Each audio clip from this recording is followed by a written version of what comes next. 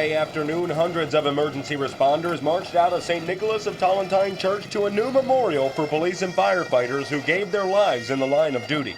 There's a nice memorial in front of the Public Safety Building, but I think it's a whole lot more appropriate that's here on the Atlantic City Boardwalk so millions of people can pass by and see this. Irish pub owner Kathy Burke said she became inspired to build the memorial after watching Atlantic City's police and firefighters remain dedicated to their jobs through good times and bad.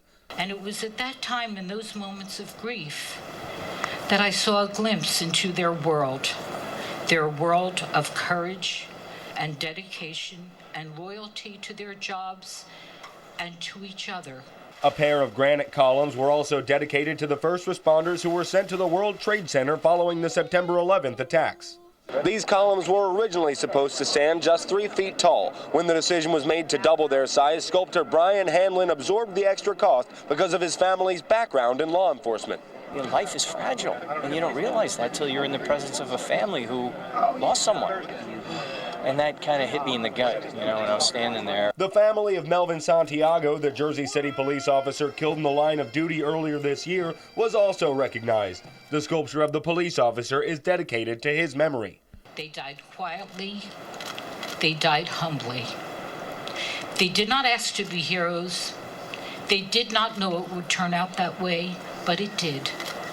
And they are heroes. In Atlantic City, Brett Miller, NBC 40 News.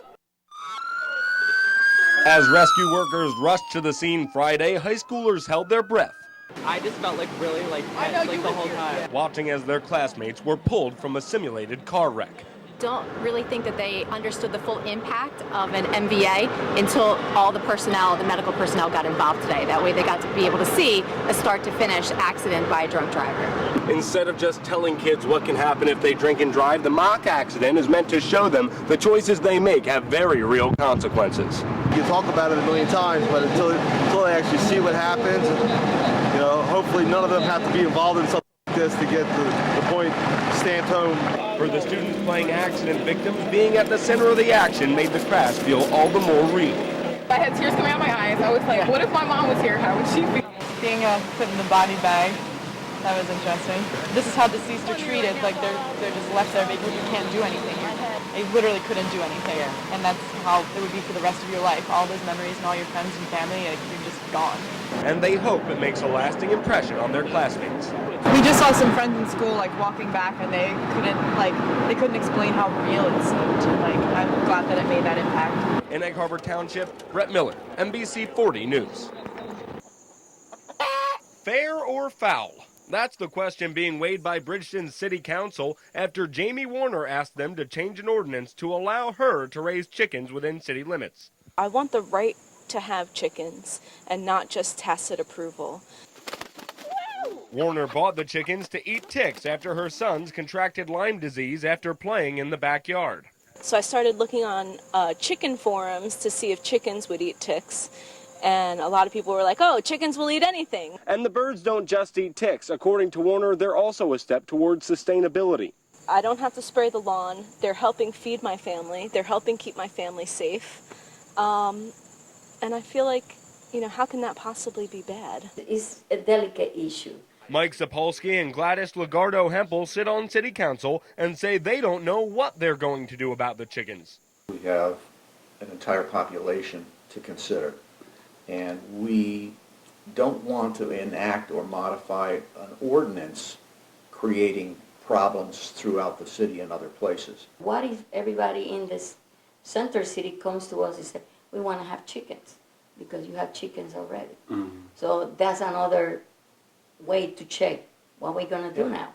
Right now, the council is researching the issue. The next step will be for the council president to form a committee to explore the matter further.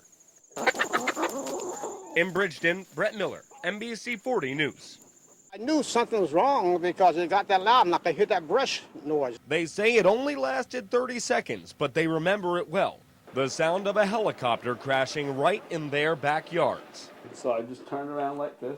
I looked out, I could see the helicopter, and I actually saw it go down into the trees. The tree that threw him off base, and he went right down on between the fence and my yard. They were on the bay shore and flying in toward the home base, and that's when they experienced some difficulty.